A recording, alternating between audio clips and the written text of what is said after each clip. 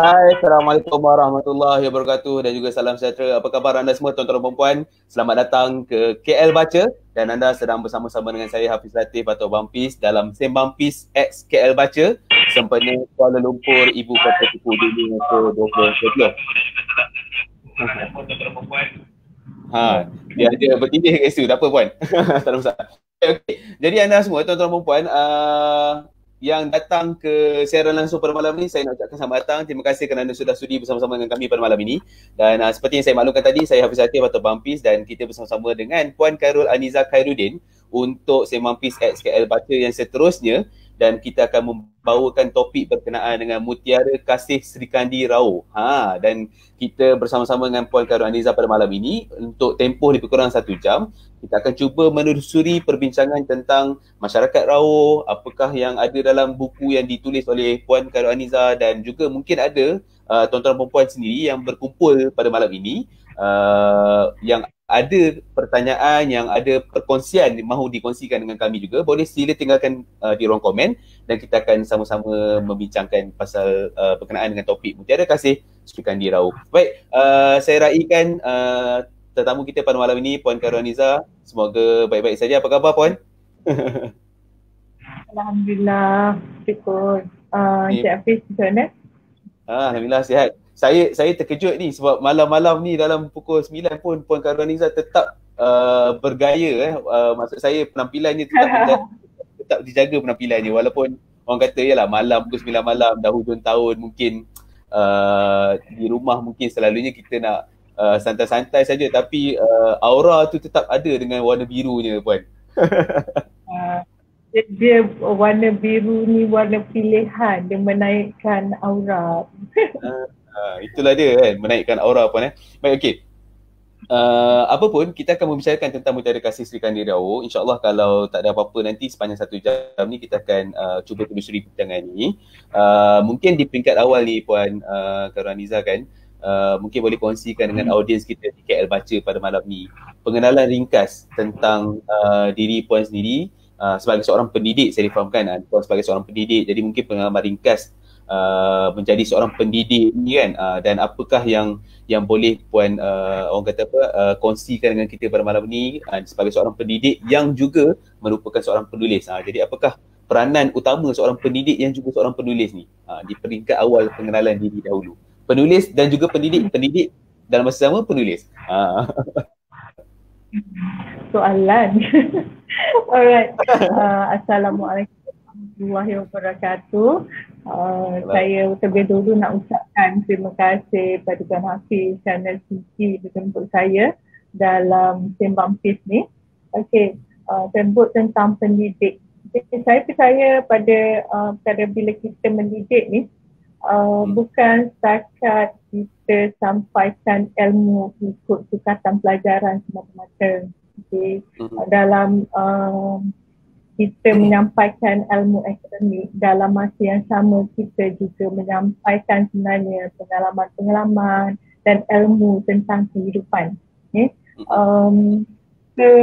Memang dalam pendidikan sendiri, kita sebagai guru, sebagai pendidik ni, seboleh-bolehnya cuba untuk mengaitkan isi pelajaran tu dengan kehidupan anak-anak didik kita. Jadi itulah timbulnya Mutiara Kasih Sri Kandi Rao. Salah satu sebabnya ialah dengan berkongsi pengalaman. Jadi anak-anak didik ni kalau baca buku ni, ataupun dia sebenarnya buku ni sesuai untuk siapa pun, dari kanak-kanak. Kalau tak boleh membaca, ibu bapa boleh bacakan, yang pernah dibuat oleh salah seorang pembaca saya yang membeli buku ni, dibacakan pada anak-anak, yang menceritakan bagaimana cerita-cerita tu memberi pengajaran dan memberi pengajaran kepada anak-anak. Okay. Jadi di sini apa yang cuba saya sampaikan ialah melalui cerita-cerita ni ada teladan di sebaliknya, ada ilmu yang boleh, ilmu tentang kehidupan, bagaimana untuk survival, ya. Jadi saya suka, memang saya sangat menggalakkan rakan-rakan guru untuk menulis. Dia tak kira menulis dalam menyampaikan ilmu tu sama ada dari segi ilmu akademiknya ataupun menulis dalam bentuk sastranya ataupun kita ikut trend yang terbaru ialah buku kisah hidup. Ini adalah buku kisah hidup, buku autentik, cerita yang sebenar tetapi ditulis dalam bentuk cerita, penceritaan yang ada sesi dialognya dan ada ialah ciri-ciri sastranya. Jadi itulah bila dikatakan penulis dan masa yang sama pendidik, saya kira yang bukan guru pun sebenarnya bila dia menulis secara tak langsung dia mendidik. Jadi situasinya alhamdulillah lah saya direzekikan guru BM. Guru BM salah satu dia bukti dia guru BM tu bila dia boleh menulis lah. InsyaAllah jadi boleh jadi panduan. Okey, ini buku cikgu. Ini cikgu tulis. Cikgu ajar karangan. Kan? Ini bukti dia. Ini menarik ni Pak. Ini menarik ni. Saya akan pegang ni untuk nanti saya bagi tahu dekat cikgu-cikgu bahasa Melayu yang lain di mana-mana saja kan. Sebagai bukti ni, cikgu bahasa Melayu yang mengajar kita karangan daripada zaman sekolah rendah, sekolah menengah, yang mengajar kita ABC, inilah sebenarnya sahutan. Saya anggap ini sebagai seruan juga sebenarnya Puan seruan juga kepada cikgu-cikgu yang mengajar subjek bahasa Melayu di sana. Semoga ada, insya-Allah nanti satu hari nanti akan ada buku hasil karya sendiri. Kalau pun mungkin tidak dalam bentuk buku solo misalnya, mungkin cikgu-cikgu yang di luar sana boleh juga menghasilkannya dalam bentuk antologi. Jadi mungkin itu sebagai permulaan. Sebab saya tak nak masuk lagi tentang buku Mutiara Sri Kandi, Mutiara Kasih Sri Kandi Rao ni Puan, tapi saya nak tarik dulu pengalaman Puan tadi sebagai seorang pendidik yang menulis tadi tu. Sebabnya saya terbaca satu status Puan tadi berkenaan dengan yang tahun 2020 ni, walaupun pandemik, walaupun orang semua terkurung dan sebagainya, tapi Puan menghasilkan tulisan, menghasilkan buku sangat banyak. Ada yang dalam bentuk solo, ada yang dalam bentuk antologi.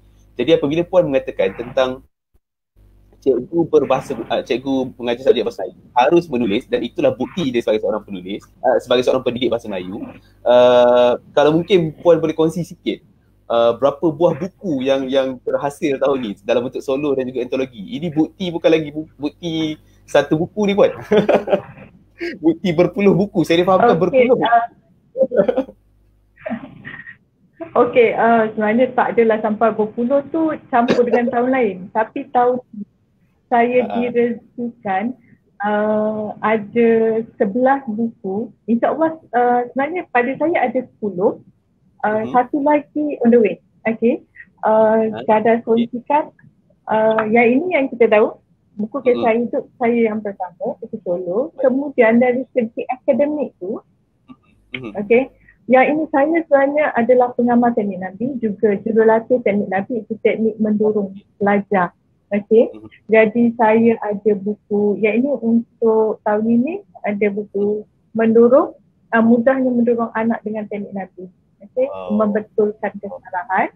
And then saya top up dia untuk tahun ini juga. Saya dapat tips saya tulis tips dalam buku kecil dia, buku mini yang boleh dimasuk dalam poket, yang bagaimana nak menggunakan teknik ni, teknik Nabi ni.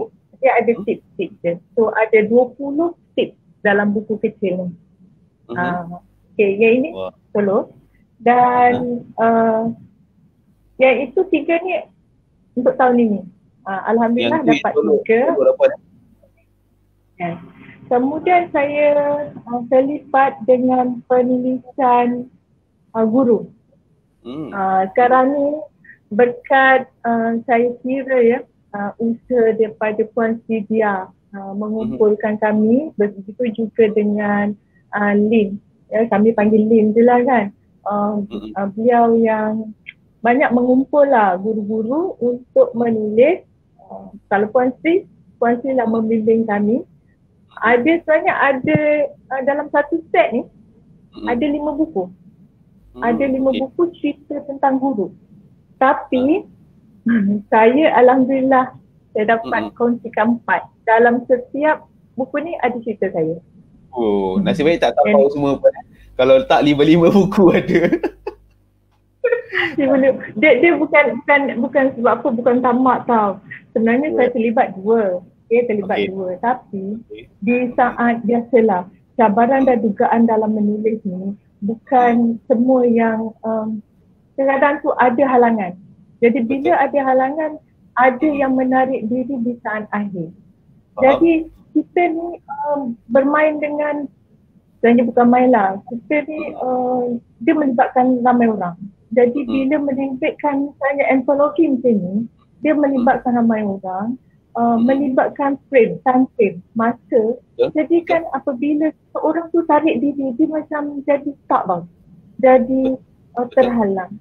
Itu sebabnya macam puan ni dia akan dia hubungi saya. Dia kata, okay, sebab dia tak cerita. Kita untuk kita top up.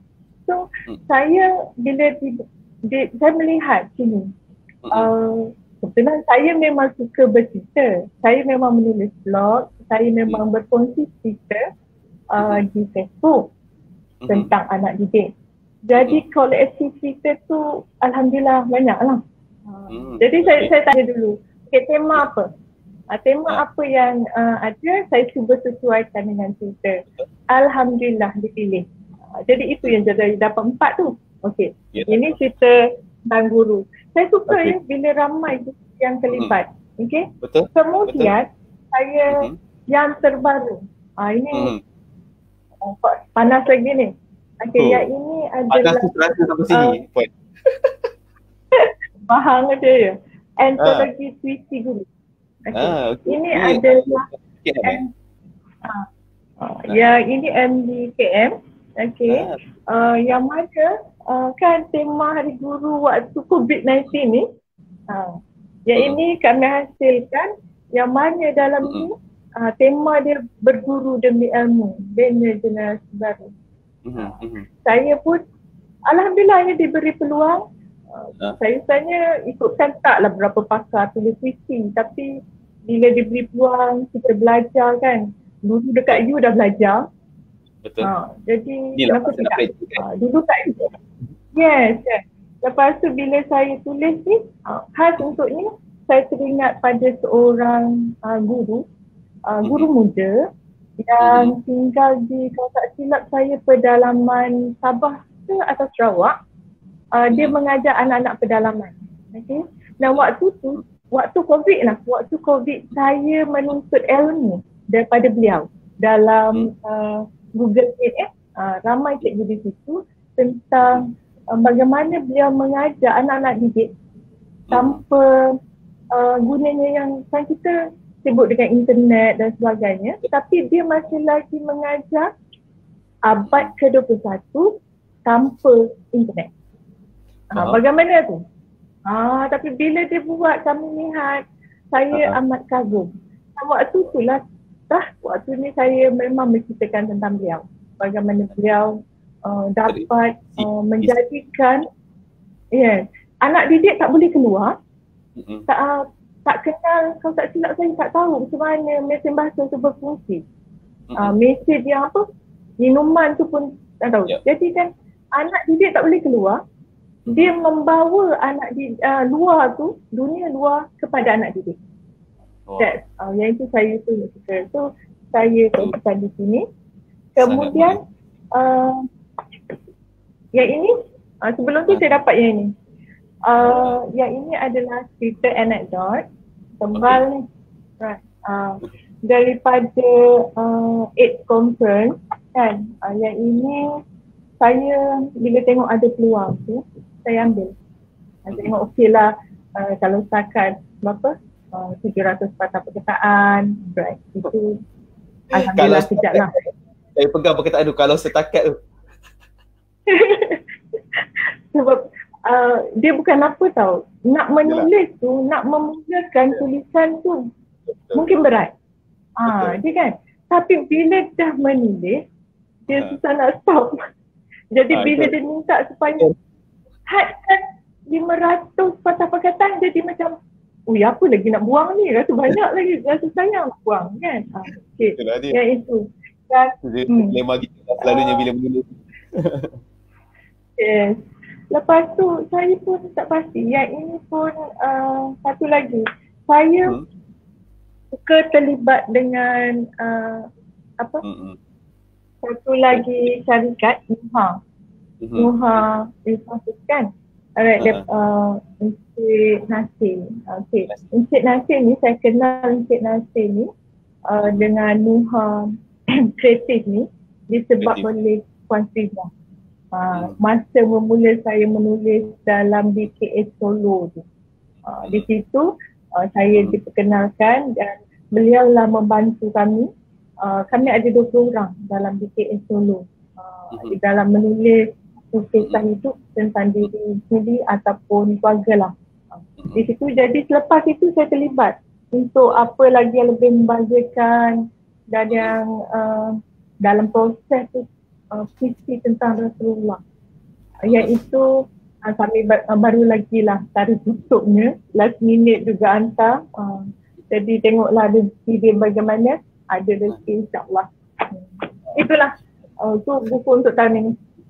Menarik. Itulah tadi saya sengaja je nak bawa perbincangan pada malam ni sikit tentang seorang pendidik yang menulis, kerana bukan apa, kadang-kadang ada sering kali pun sebelum ni ada yang bertanya pada saya jugalah, kadang-kadang dalam bengkel dan sebagainya kan, macam mana nak menulis buku, macam mana nak menulis buku, tak sanggup nak tulis panjang-panjang sampai sebuah buku misalnya. Sebenarnya ada, kalau katalah momentum tu mungkin belum datang lagi untuk menulis buku solo, ada cara lain, iaitu kita menulis antologi bersama dan sebagainya, supaya itu memberi lonjakan awal, semangat awal, supaya nanti pada akhirnya akan adalah munculnya buku-buku solo pula kan Puan kan. Jadi itulah sebenarnya saya nak bawa kepada kita pada malam ni sikit. Dia yang kalau tengok pada situasi sekarang ni memang banyak projek antologi. Cuma kita itu yang kata circle.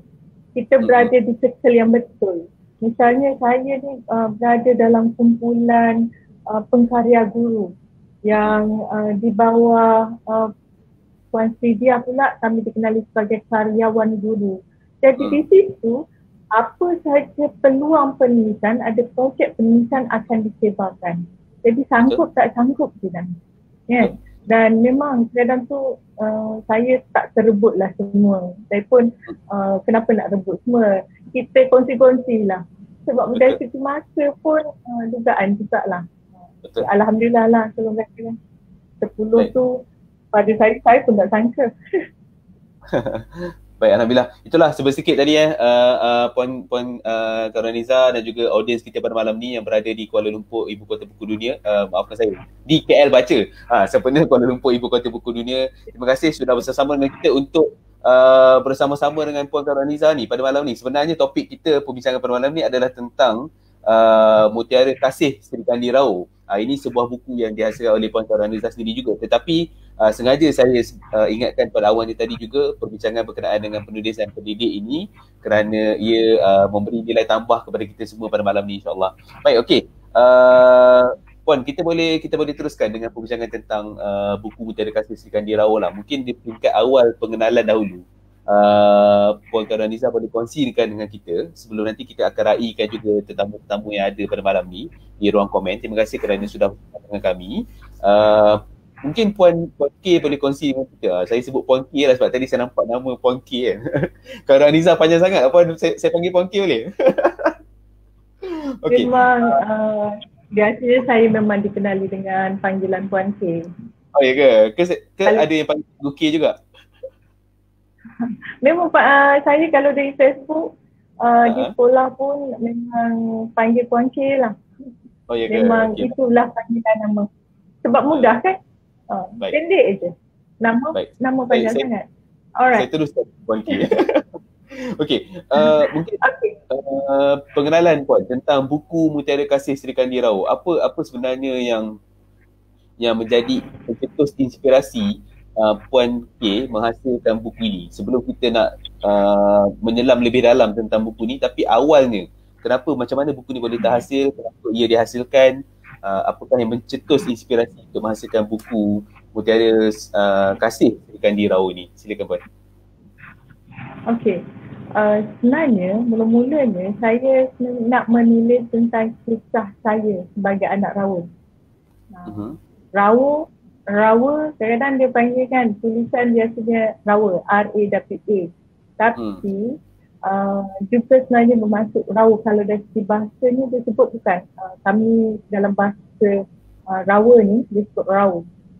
Tapi saya, lidah saya ni dia terkejap sikit dah. Sebab saya ni mak yang rawa. Ayah yang di Perak Tengah kan. Jadi kami bercakap di dalam rumah guna bahasa sekolah. Jadi dari segi lidah payah jugalah kan nak bercakap, tapi saya faham.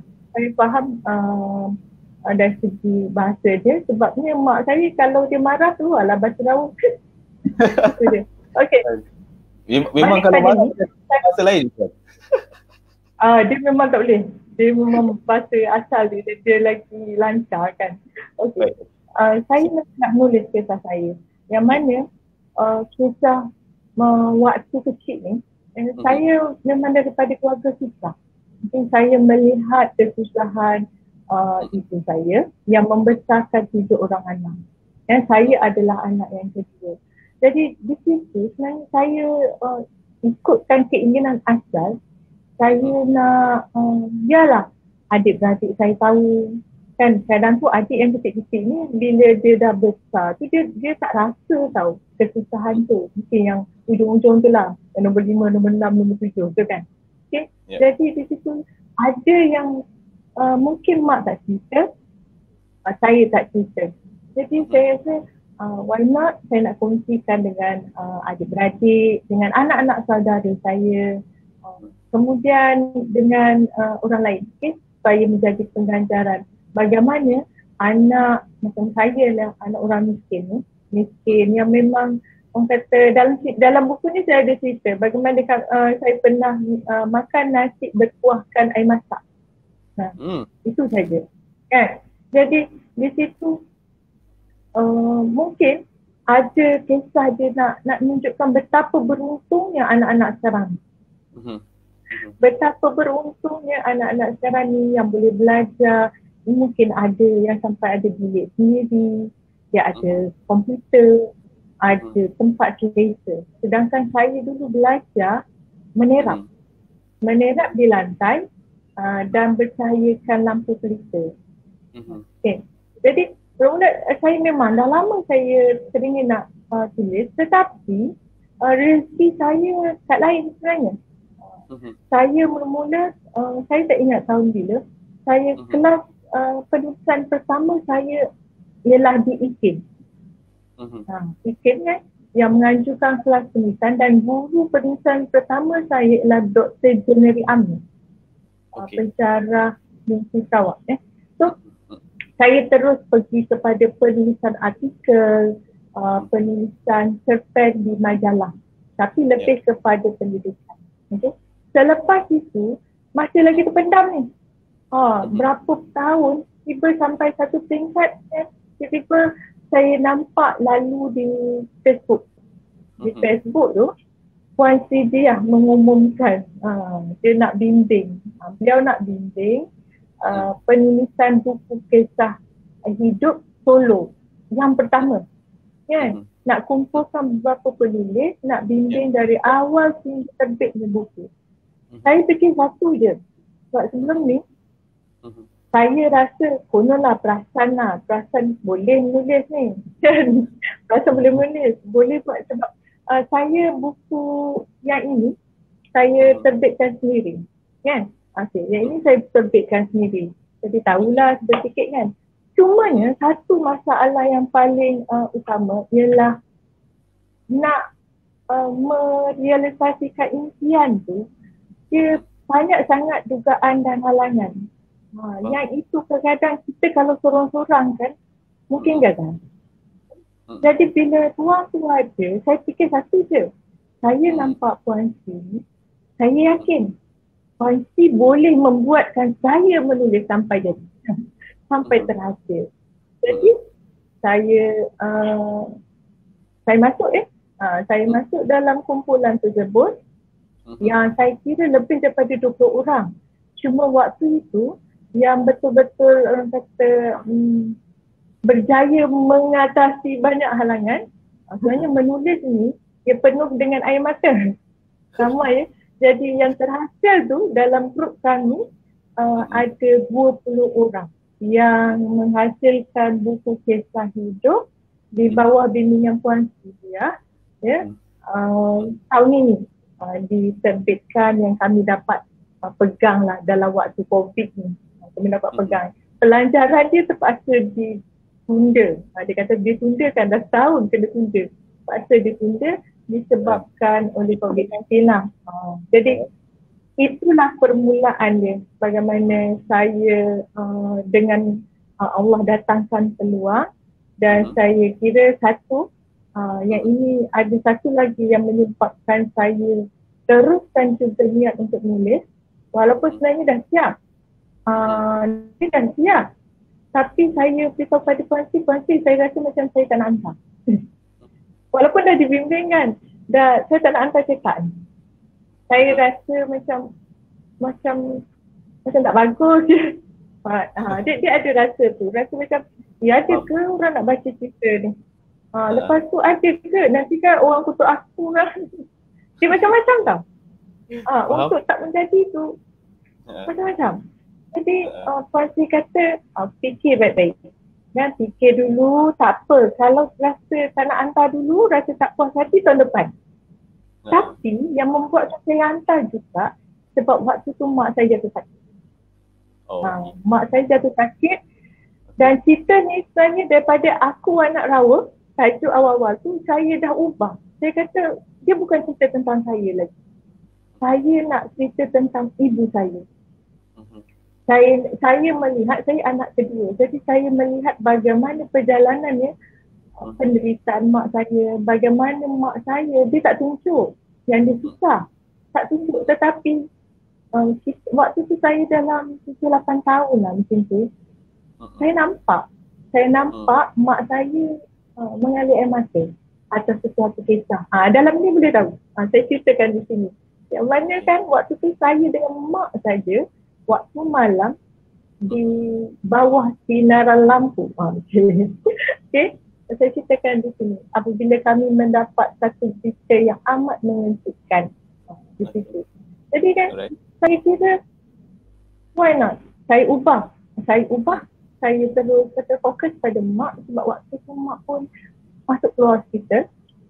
Dan saya bila lihat mak kan, saya kata saya nak kena cepat. Siapkan buku ni, kena cepat cetak buku ni sebab saya nak hadiahkan pada mak. Dan Allah bagi saya rezeki tu. Alhamdulillah. Allah bagi saya rezeki tu yang mana saya dapat hadiahkan mak saya dengan buku ni. Dan saya kira dah. Ini banyak ni. Mungkin boleh nampak kan. Saya tak perasan tak. Di sini adalah gambar dia. Tapi ni saya ceritakan. Right. Ada puan saya buat jambangan bunga. Jambangan bunga kan? Saya buat. Yang ni lagi clear. Kan? Okey.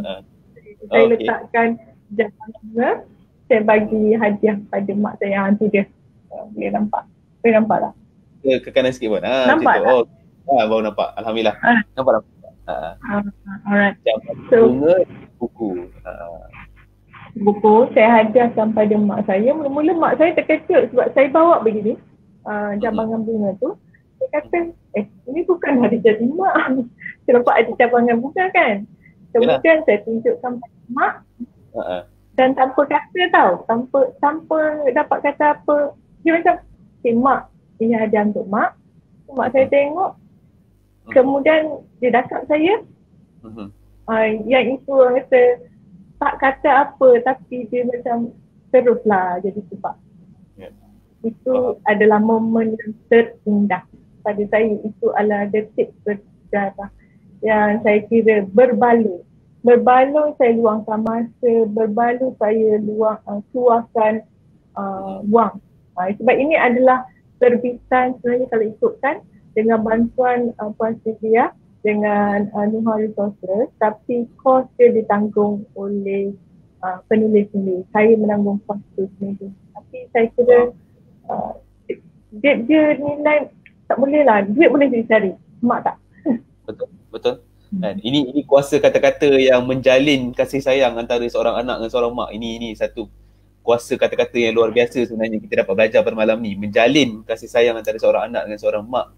Banyak betul sebenarnya saya dapat belajar, walaupun kita baru setengah jam ni, saya dapat belajar banyak juga ni tentang penulis jadi pendidik tadi, belajar dengan macam mana nak mengikat dan menjalin kasih sayang antara keluarga melalui kuasa kata-kata. Ini adalah satu perkara yang sangat luar biasa Puan pada malam ni. Baik, okey. Saya nak sambung sikit dengan buku ni lagi tentang itu tadi macam mana cetusan inspirasi. Itu juga adalah macam mana Puan memulakan penulisan tersebut. Tapi dalam masa sama pasti ada juga kisah-kisah yang dibawakan, sebab itu adalah penulisan kisah hidup Puan kan. Jadi ada kisah-kisah yang dibawa dalam itu juga yang mungkin ada yang peribadi kepada Puan sendiri, tapi ada juga dalam masa sama kisah-kisah yang Puan tampilkan dalam buku tersebut yang menunjukkan mungkin gaya hidup ataupun kehidupan masyarakat setempat, masyarakat Rawa sendiri misalnya. Rawa ke Rawa? Saya takut salah sebut lagi ni. Rawa Puan jadi dua-dua boleh. Rawa boleh. Okay. Dua-dua pun boleh.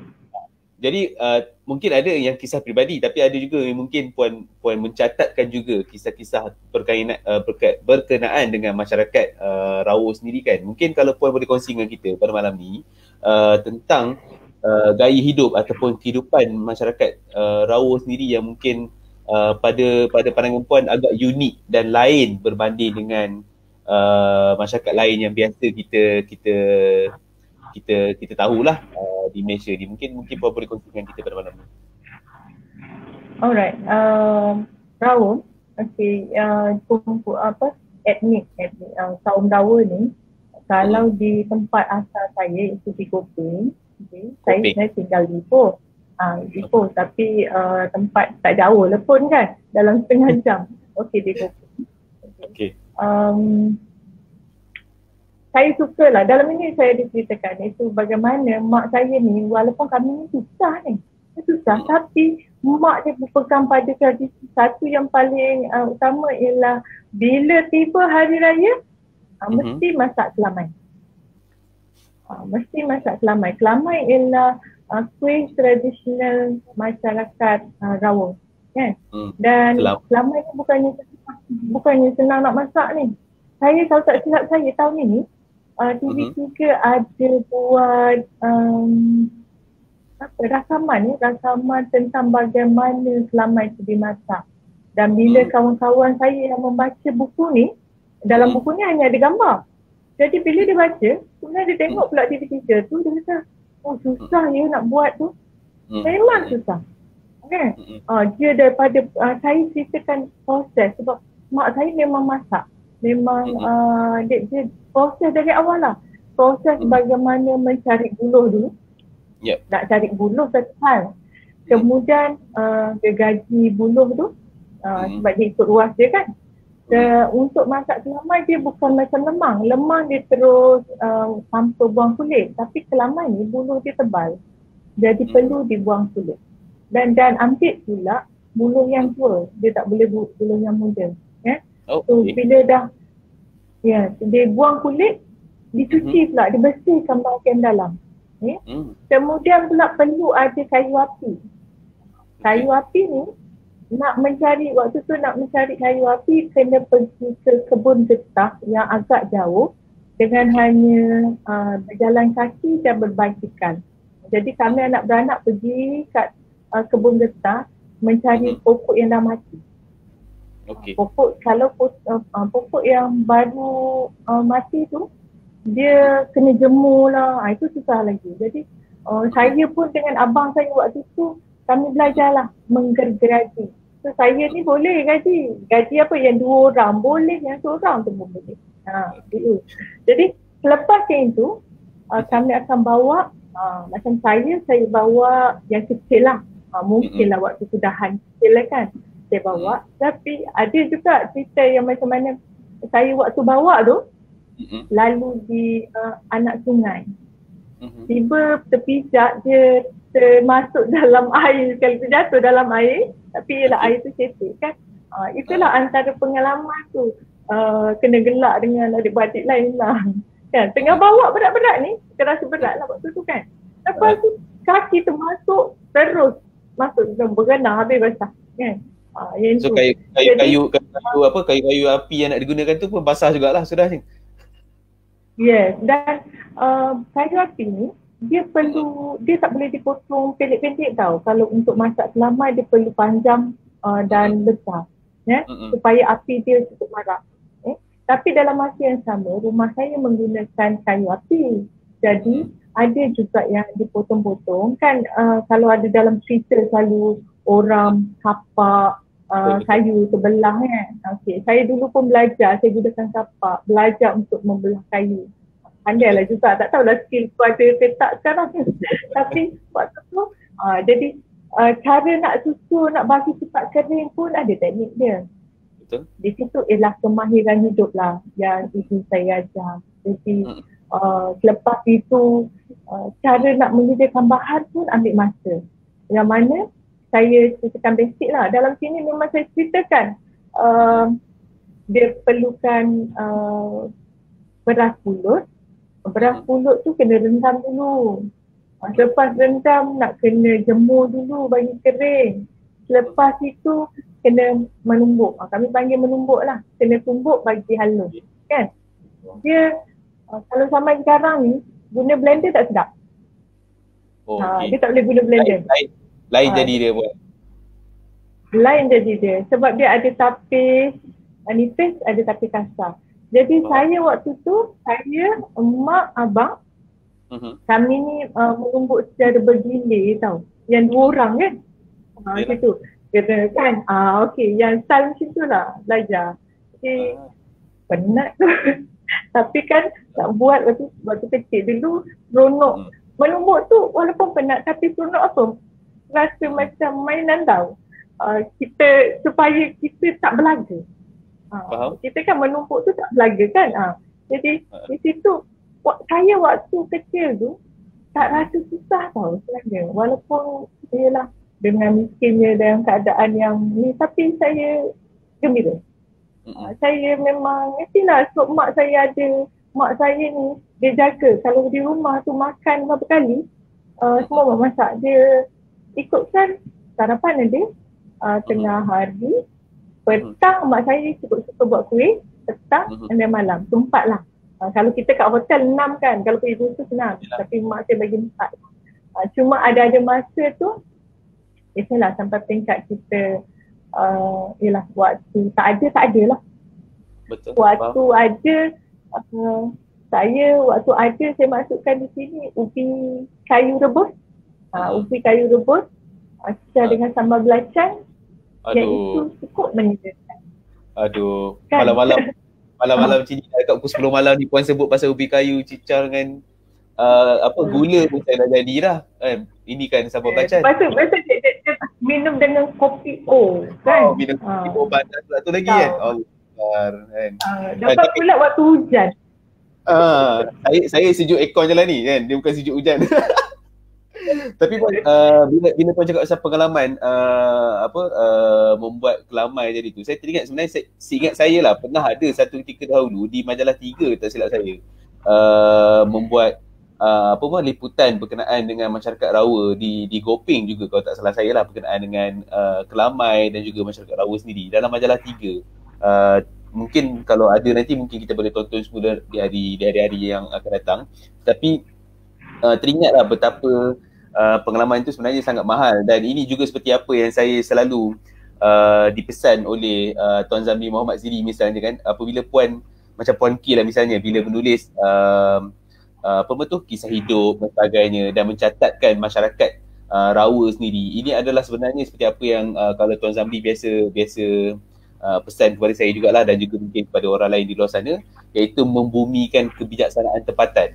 Ini sebenarnya menuliskan kisah hidup ni dalam masa sama menceritakan tentang masyarakat Rawa yang mungkin ramai orang tak berapa nak tahu lagi macam mana kehidupan mereka, apakah kelamai dan sebagainya. Jadi inilah sebenarnya yang puan tengah buat ni, membumikan kebijaksanaan tempatan untuk dimanfaatkan kami semua ni yang mungkin apatah lagi macam saya yang generasi muda misalnya mungkin tak pernah tak pernah berkenalan dan berkawan ataupun menjalani kehidupan pun dengan masyarakat Rawa sendiri kan. Jadi ini sebenarnya rasa macam saya ni tua sangat lah pula.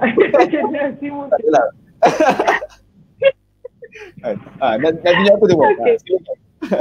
Okey, saya nak kalau nampak saya tak pasti, boleh nampak tak? Okey, ini boleh, gambar nampak tak? Adik saya tengah membuat kelamai. Yes. Dia kan dah tadi kan dah beras pulut tu ditumbuk. Kemudian dia buat apa tu? Gula merah pula. Gula merah. Dah kita masakkan gula merah, kena tapis lagi. Kemudian tak cukup lagi tu, dia ada 3 bahan utama. Kelapa. Kena buat kristik.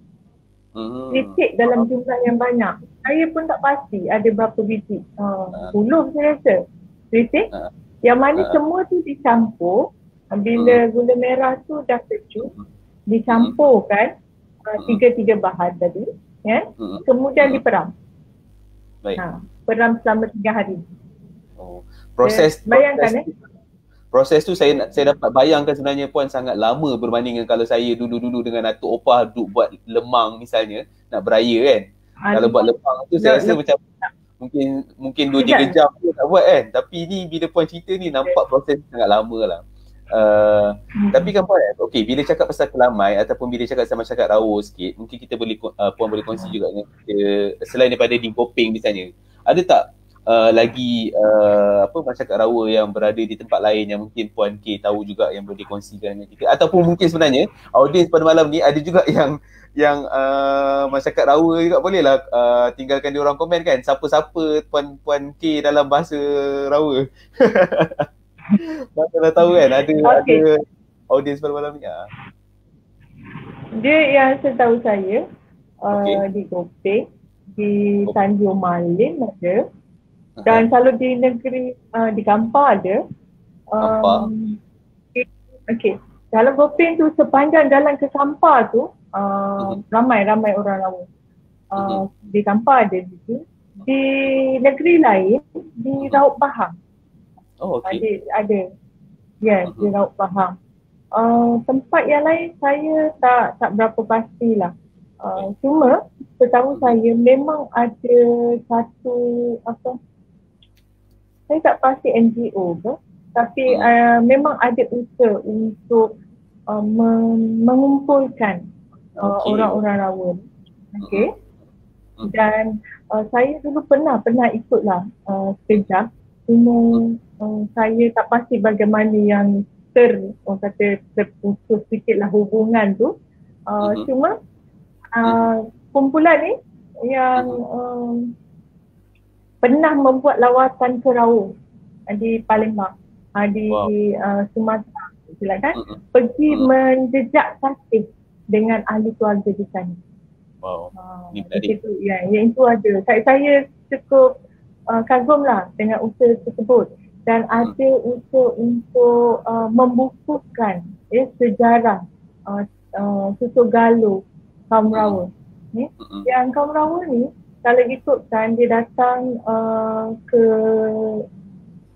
tanah Melayu ni disebabkan mereka terpaksa melarikan diri. Waktu tu kalau tak silap saya penjajah Belanda kan. Jadi nak lari sebab dengan rajanya dengan semua keturunan Rawa ni cuba dihapuskan. Jadi peringkat awal yang datang ke tanah Melayu lebih merupakan pedagang. Macam Unyang saya sendiri, kami panggil Unyang ya, atuk kepada atuk. Unyang. Jadi Unyang, yes, kami panggil Unyang lah. Unyang ialah seorang pedagang. Dia memang dulu di Kopeng tu dia buka kedai. Dia keturunan tu lah, pedagang kan. Tapi kemudian saya kalau tak silap saya tahun apa? 1900 tu. Saya dalam kini saya buat rujukan lah. Saya buat juga rujukan akan kehadiran etnik, bagaimana etnik Rawa tu boleh sampai ke tanah Melayu kan. Dalam buku ni memang saya ada kongsikan. Saya buat rujukan. Yang itu saya buat rujukan Yang mana yang kemudiannya yang paling besar penghijrahan beramai-ramai ketika melarikan diri. Dan waktu itu sebenarnya mereka tak berani nak mengaku mereka etnik Laos sebab takut dibunuh. Kan? Jadi bila sampai kat sini membuat penempatan di tanah Melayu lah. Itu yang ramai masuk kan. Kiranya yang datang tu dia ada dua ya. Satu keturunan raja, satu lagi ialah hulu balang, parlimennya kan. So saya bukan keturunan raja. Yang mana kalau dia kaum Rawa ni, dia terus siapa yang awal. kena buat. Sebabnya orang Rawa satu lagi dia terkenal dengan adat berjojak. Betul apa? Sebenarnya. Okey, berjojak. Adat berjojak. Okey. Iaitu maksudnya jejak tu maksudnya kita letakkan kaki di tanah lah tu kan. Okay. Yang mana keturunan raja ni nanti marah orang Rawa sebut saya kena betulkan. Okey, keturunan raja ni dia perlu menjalani satu upacara dulu yang mana sebelum anak-anak ni boleh memijak tanah. Kalau tidak mungkin ada sesuatu yang negatif boleh berlaku. Dulu kot lagi kuat lah. Mungkin sakit dan sebagainya. Ada seorang artis tadi tu, kalau tak silap saya, dia ada buat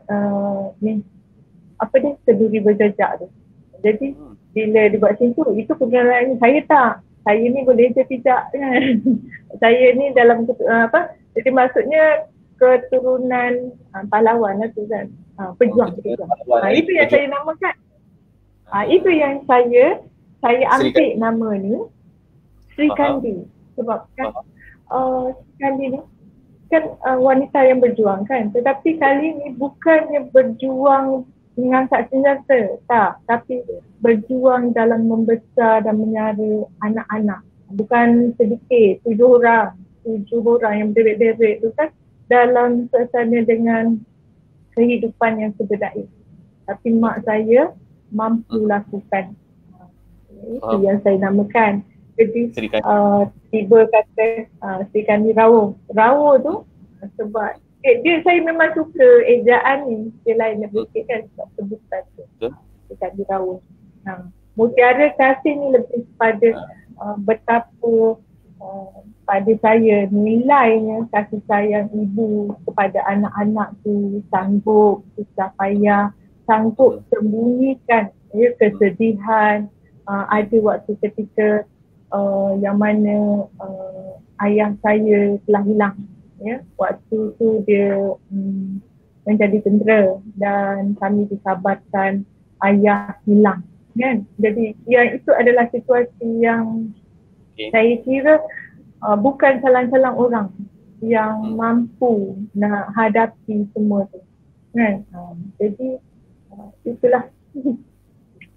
Alright.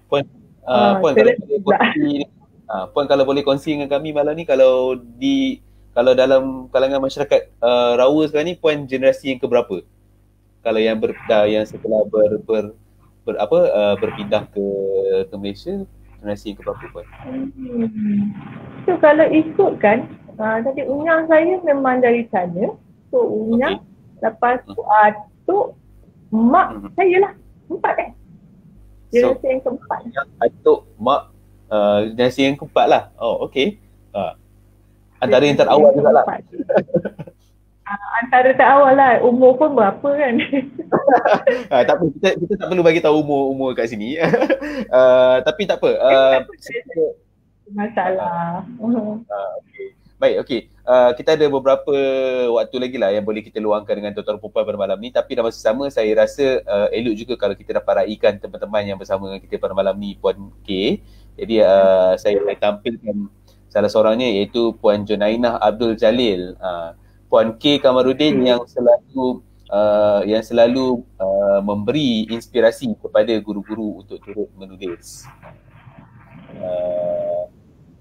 Okey.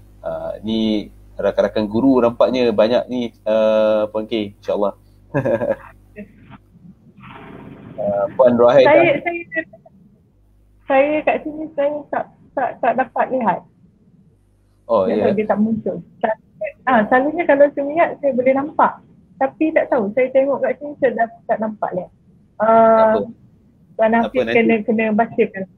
saya bacakan, tapi nanti kalau selepas sesi ni nanti kalau puan nak tengok semula komen-komen mereka, boleh pergi ke KL Baca, nanti puan boleh respons balik lah kepada komen-komen mereka ni. Puan Rohaidah Yun bagi memberi komen juga, tahniah Encik Hafiz dan Puan K, perbincangan yang menarik, alhamdulillah, semoga dapat bermanfaat ya perbincangan kita pada malam Puan K, insyaAllah.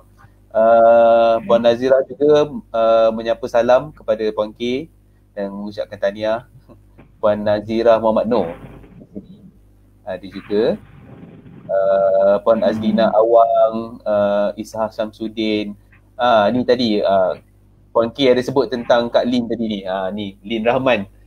Kak Lin kita. Syabas PG. PG ni pengkarya guru lah. Pengkarya guru.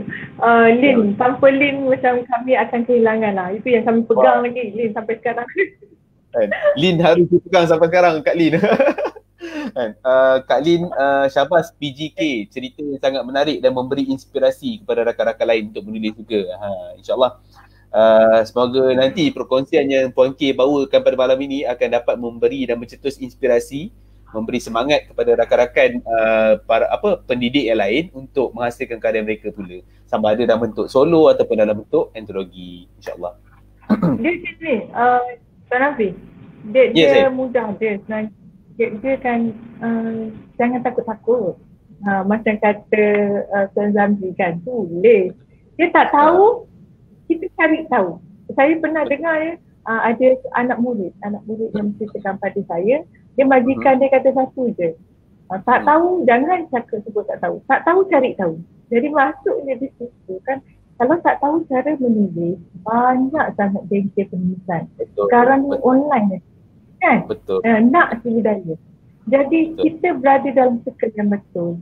Masuk dalam kumpulan dan seperti yang kami dalam kumpulan DKA Solo ni saling memberi semangat. Di situlah kami cerita, rasa tak mampulah nak teruskan, rasa sedih sangatlah. Dia ada bab yang bila menulis tu dia tersentuh hati, jadi rasa tak mampu nak tulis. Jadi waktu tu orang ni pula yang beri semangat, waktu dia pula jatuh di sini pula bantu. Jadi di situ kita kerja walaupun menulis solo tetapi sebenarnya kerja berjemaah.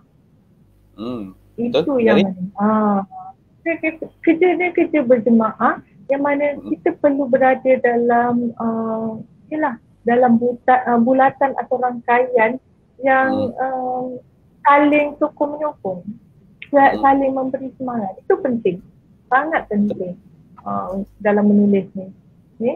Jadi jangan cari alasan. Jangan cari alasan untuk tak menulis.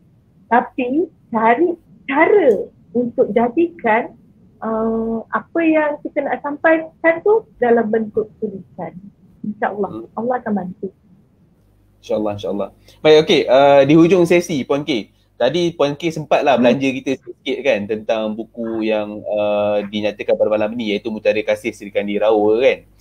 Tapi belanja sikit-sikit tu tak puas lah saya rasa. Jadi mungkin untuk lebih puaskan hati kami sebagai pembaca ni kan, kami pun nak tahu juga, insyaAllah manalah tahu kalau nak dapatkan buku Mutiara Kasih Sri Kandi Rawa ni, mungkin Puan K boleh kongsi dengan kita pada malam ni. Macam mana nak dapatkan buku tersebut, berapa harga yang harus harus dibayar, di mana nak cari. Mungkin Puan boleh kongsi dengan kita pada malam ni untuk ramai penonton kita pada malam ni yang mungkin nak dapatkan buku tersebut. Ada yang dah dapatkan, alhamdulillah. Yang belum dapat ni kan, teruja nak dapatkan juga ni tentang buku Mutiara Kasih Sri Kandi Rawa ni. Boleh kongsi tak dengan Puan? Okey. Sebelum tu saya nak kongsikan sikit konten dia. Kat dalam ni saya kongsikan saja, bukan sahaja cerita, tapi dalam ini juga dilihat bagaimana mak saya dipentingkan pelajaran. Penting sangat pelajaran, sanggup bersusah payah asalkan anak dia berjaya dalam pelajaran. So kalau ada kisah sekali boleh tak saya kongsikan sedikit? Boleh. Okey. Tak masalah tu. Saya satu cerita. yang mana mak saya mendapat kad laporan yang tulis di situ tak hadir. Jadi mak saya marah sangat. Dia kata tak hadir ni kenapa? Kamu konten sekolah. Dia kata sebab setiap hari pergi sekolah, kenapa ada hari tak hadir? Rupanya saya beritahu waktu tu saya mewakili sekolah dalam pertandingan perlawanan rounders. Itu macam apa tu? Softball tu kan? Okay. Jadi saya tak dapat. Lama saya tak dengar perkataan rounders tu. Itulah dulu rounders saya memang wakil sekolah. Jadi waktu tu tak hadir disebabkan berlawan lah. Ada perlawanan. Jadi cikgu waktu tu adakan ujian. Jadi dia buatlah tak hadir sebab tak ada ujian. Jadi mak saya ni marah bila saya cakap, mak saya wakil. Dia kata kalau wakil pun kenapa tu dia tak hadir, kenapa tak diberi ujian pada waktu lain. So mak saya tanpa saya ingatkan habis kat situ. Rupanya mak saya pergi jumpa guru besar. Okey. Jumpa guru besar. Dan bila jumpa guru besar dan akhirnya pendekkan cerita. Dia kata pendekkan cerita terpaksa ambil exam tu lah. Exam matematik tu. Saya sebenarnya lega tau tak ambil ujian. Tapi rupanya terpaksa juga ambil. Okay. Jadi itu antara cerita dia. Dan ada juga sebenarnya resepi dan bagi pencipta kucing. Mak saya tu memang sayang kucing. Jadi di sini ada cerita.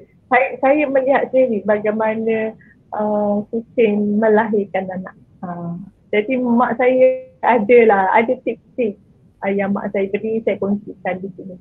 Okey, nak dapatkan buku ni boleh hubungi saya WhatsApp di 010 788 0699. Okey, 010 788 0699 atau pergi saja ke Facebook saya atas nama penuh saya Khairul Aniza Meskardin. Di situ bolehlah PM saya untuk dapatkan.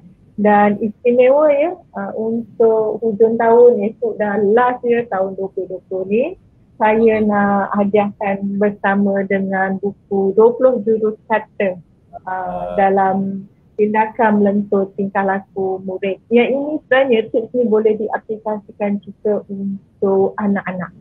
Dia kalau teknik Nambi ni, dia sebenarnya untuk semua, cuma kita tukar tips kata-kata. Bagaimana kita jangan mengkritik tetapi kita memuji, kita nak membetulkan kesalahan pun ada kata-kata yang kita ikut sebenarnya berdasarkan hadis Nabi Muhammad SAW. Jadi saya hadiahkanlah ini istimewa ni untuk malam ni Puan Yes, untuk malam ni. Untuk malam ni dan untuk sesiapa yang menonton secara langsung ni pada hari esok insya-Allah. Yes. Yang ini buku ni harga dia RM30. Okay. Sebenarnya yang ini harga dia RM10. Tapi saya bagilah dengan satu harga. Hadiah-hadiah malam ni. Baik. Itu harga tak termasuk pos kan? Nanti kalau siapa-siapa yang dah WhatsApp siapa-siapa yang dah WhatsApp Puan K nanti insya-Allah nanti Puan K boleh bagi tahu maklumat lanjut lah tentang pengeposan dan sebagainya.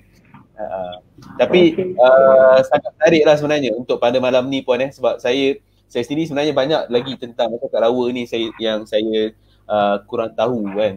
Ada yang sempat saya dengar waktu masa saya sebut tadi lah, sempat saya tonton di Majalah 3 dan ada bacaan-bacaan yang di internet dan sebagainya yang sempat saya baca lah. Tapi untuk memiliki buku Mutiara Seri Kandi, Mutiara Kasih Seri Kandi Rawa ni, insyaAllah saya kejap lagi saya WhatsApp Puan untuk dapatkan juga. Tapi untuk anda semua jangan lupa untuk dapatkan juga sebabnya ada hadiah buku. Ini bonus lah yang Puan K bagi pada malam ni. Okey, Puan K sikit lagi. Apa tu? Di belakang ni ada glossary. Boleh nampak ke? Tapi saya rasa tulis balik. Okay. Di glossary saya guna dialek juga. Ada dialog menggunakan dialek Rawa. Tapi saya kongsikan makna dia sekali. Buat apa? Kadang-kadang kalau tak sebutkan saya takut apa tau. Macam orang orang nak cakap Kelantan tapi bunyi siam. Macam tu yang selalu perumpamaan dia lah. Macam saya nak cakap bahasa Rahul. Bunyi lain, mak saya marah pula. Dia kata sebut dia betul. Itulah. Copek. Itu saya sebutlah copek. Copek tu cepatlah. Okay. Lepas tu, pepajar. Pepajar tu apa? Tak tahu. Macam Tuan Hafiz lah. Apa tu? Budak-budak. Budak-budak. Pepajar tu ialah budak-budak. Saya budak-budak. Ya Allah Tuanku. Ada anak muda. Adalah saya guru. Tapi Puan ada testimoni secara langsung ni daripada Mas Darina Muhammad Ani. Alhamdulillah dah baca buku ni. Memang menarik. Ni ada testimoni secara langsung ni Puan. Nampak? Alhamdulillah. Saya ni ada kawan dia kongsikan saya. Dia kata dia baca buku ni. Mula-mula dia memang suka baca buku pada anak-anak. Kan? Anak-anak yang sekolah rendah ni. Tapi dia kata selalunya anak macam tak berapa nak fokus. Right. Tak berapa nak fokus. Tapi kali ni bila dia baca, dia cerita ni anak dia dah lah dengar. Lepas tu dia timbul tanya soalan pula. Mak, mungkin tu ya tandas dia bagaimana, sebab saya ada cerita tentang tandas yang mana saya rasakan kalau orang lain kan saya pernah kongsikan juga seperti cerita tu di Facebook. Saya tak sangka rupanya ada juga rakan-rakan lain sebenarnya waktu kecil mengalami nasib yang sama seperti saya. Yang dalam ni ada tajuk dia tandas terbang tau. Tandas terbang lain macam ni. Apa dia? Nak tahu kena beli buku ni lah. Jangan belanja lebih-lebih Puan. Sikit-sikit. Alah. Tapi itu dia, anak pun bertanya. Dia kata, lepas tu, macam tu ke? Lepas tu banyak kehidupan yang sekarang budak tak nampak, tak tahu bagaimana. Di situ waktu dulu yang TV yang tutup, yang TV ada TV tadi tutup kan? Yang kayu yang tadi tutup kan? Saya tahu. So bukanlah pepajar ni. saya tahu tapi saya tak merasai lah pengalaman tu. Yalah, tahulah cerita tu kan. Jadi ada banyaklah kisah tu. Dan ada seorang lagi dia ceritakan yang di sini ada kisah bagaimana saya ni pernah ditinggalkan bukan oleh ibu saya, tapi ada seseorang penjaga lah waktu tu ibu saya berada di Kedah. Saya ditinggalkan di perigi seorang diri. Jadi bila diceritakan anak dia boleh timbulkan perasaan empati tau pada anak kepada guru saya ni. Guru saya membeli buku ni. Kemudian dia katakan bila dia nampak ada satu hari tu dia nampak ada budak menangis seorang dekat luar sekolah yang mana mak dia belum datang. Belum lagi datang kan, mungkin lambat lah. Jadi dia cakap, mak, budak tu rasanya mesti takut kan sebab mak dia tak sampai. Lupa juga dalam buku yang mak baca tu. Mak, dia boleh, maksudnya dia boleh relate kan? Jadi dia boleh timbul rasa empati, dia boleh faham budak tu kenapa budak tu menangis bila mak dia tak ada. Jadi di situ saya rasa alhamdulillah lah memberi manfaat lagi pada anak-anak. Ini kembali kepada apa yang saya sebutkan pada awal tadi jugalah tentang kuasa kata-kata tadi Puan. Kan, kuasa kata-kata yang menjalin kasih sayang antara anak dengan mak, kuasa kata-kata yang memberi nilai tambah kepada seorang pembaca yang lain untuk terus ada empati kan, dan itu memberi pengalaman yang luar biasa kepada mereka sebagai seorang pembaca. Dan saya harapkan insyaAllah nanti selepas sesi ni ada ramai lah yang berpusu-pusu WhatsApp Puan K nanti untuk mendapatkan buku Mutiara Kasih Sri Kandi Rawa ni, insyaAllah kan. Saya harapkan begitulah nanti. Tapi Puan, di hujung 1 minit yang terakhir, 1 minit terakhir ni kalau Puan boleh kongsikan dengan kita semua pada malam ni, mungkin ada gagasan ataupun ada pandangan ataupun ada saranan yang Puan K mahu berikan kepada kita semua, audiens pada malam ni, sebagai orang kata yang boleh dibawa ke tahun hadapan lah, sebab kita pun sedar tak sedar ni esok dah hari terakhir tahun 2020 ni kan. Jadi mungkin ada saranan tentang budaya membaca ke, tentang penulisan ke yang Puan boleh kongsikan dengan kita pada malam ni untuk kita bawa semangat tu menjelang tahun 2021. Dalam fasa kita semua mungkin masih lagi tercari-cari ni, pandemik ni entah bila nak berakhir pun tak tahu kan. Tapi ada saranan ataupun ada pandangan yang Puan K boleh kongsikan dengan kita pada malam ni? Saya memikirkan seminit tu, okey, seminit. Saya kira ada dua. Okay. Saya ada dua. Nak menulis, dia perlu membaca. Okay. Baca tu penting. Orang kata tak ada masa. Masa ni memang tak akan ada. Kita memang sibuk. Saya pun sibuk. Saya bekerja 8 sampai pukul 6 kadang berbalik. Kan tak boleh nak fokus pada ni. Tapi masa, kita perlu cari masa tu. Kita perlu peruntukkan masa tu. Okay, walaupun sekejap. 5 minit tak apa tapi konsisten. Okay? Kemudian bila tu, ingat satu, bila saya suka tentang konsep buku kisah hidup. Kita rasa kita ni bukan siapa-siapa. Kita biasa tu yang saya mendengar pun, saya pun bukan siapa-siapa. Siapa nak baca? Tak, yang kita ingatkan setiap huruf yang kita tulis, setiap cerita yang memberi manfaat, kebaikan. InsyaAllah kita sentiasa doa waktu menulis doa. Ya Allah, ya Tuhan tu, biarlah apa yang aku tulis ni memberi manfaat pada orang lain. Ya?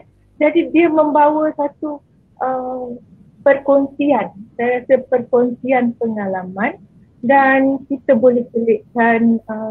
Ada banyak tips tau. Kemahiran-kemahiran hidup kadang kita rasa orang tahu. Tapi mungkin lagi generasi sekarang tak tahu. Ya?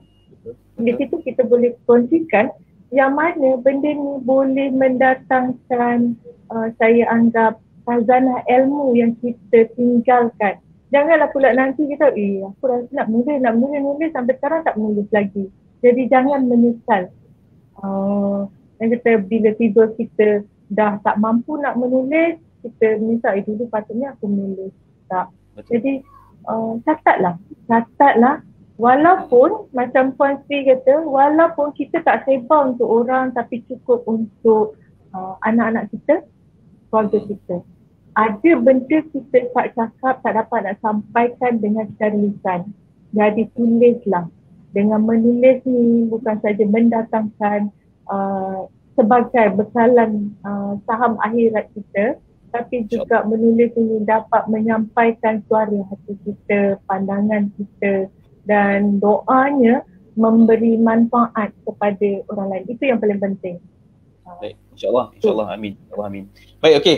Puan K, terima kasih banyak kerana sudah sudi bersama-sama dengan kita pada malam ini, berkongsi pengalaman, berkongsi cerita, berkongsi idea, berkongsi inspirasi juga sebenarnya kepada kita semua untuk bersama-sama insyaAllah pada satu hari nanti boleh menghasilkan karya kita sendiri, ataupun paling tidak pun kalau tidak pun menulis, kita juga adalah sebagai seorang pembaca yang dapat juga manfaat daripada perkongsian pada malam ni.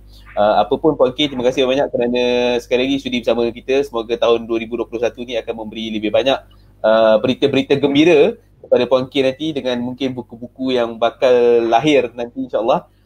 Dan juga saya doakan juga tuan-tuan puan, saya apa tu? Sorry.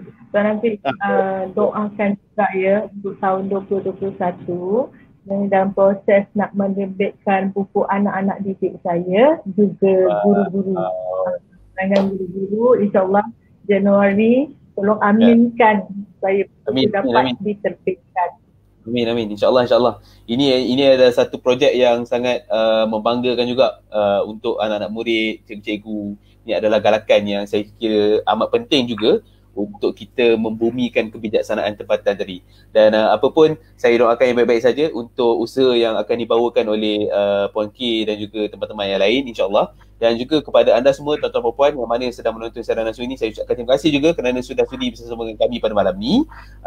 Selamat menyambut tahun baru Puan K dan juga tuan-tuan dan puan semua. Semoga tahun 2021 nanti akan memberi berita-berita gembira pada kita semua. Jaga diri, jaga kesihatan, jaga SOP. Semoga kita bertemu lagi dalam episod-episod yang akan datang insyaAllah di KL Baca. sempena Kuala Lumpur, ibu kota buku dunia. Terima kasih banyak Puan K, terima kasih semua. Assalamualaikum warahmatullahi wabarakatuh. Selamat malam. Bye-bye. Sama. Alhamdulillah.